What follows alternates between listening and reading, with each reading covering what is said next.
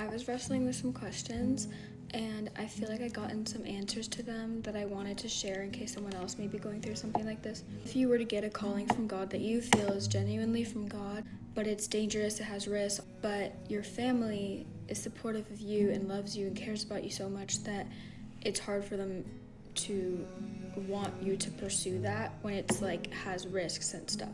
We're called to obey our parents, but we're also called to like follow God and to like fully obey God too. What do you do in those circumstances?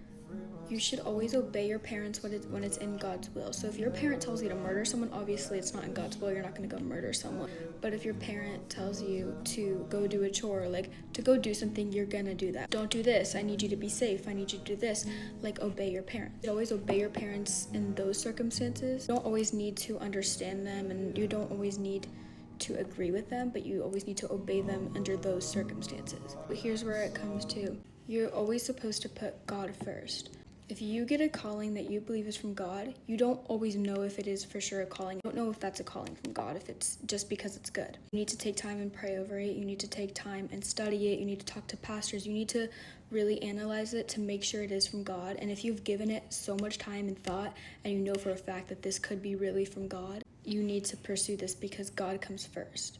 You need to honor your parents deeply, but obey God ultimately. Does the calling align with scripture? Does it tell you to act recklessly? Like, look at those things before saying, no, this is strictly from God. Because a thing with callings too is like, really think something is a calling because you are so impulsive to do something. Say you're so on fire for God at that moment that you want to become a pastor like that, and oh, it's a calling. You're not called to be a pastor. What if you're called to be something else in God's kingdom, but doesn't mean it has to be a pastor? It's really good to analyze and just make sure that it is really from God. Proverbs 11:14 says there's safety in wise counsel. Also 1 John 4:1 says test the spirits, meaning not every feeling is going to be from God. So it is so important to pray over it and talk about it and really understand where it is coming from. Acts 5 talks about how the apostles kept preaching even though that the authorities like told them to stop. The disciples also left their families and their jobs to pursue and like follow Jesus. And Acts of Apostles like, oh, we must obey God over men. In the Bible, it also talks about how it's going to be hard to make decisions. Like some decisions can be also really hard, but you should love God over your family and friends.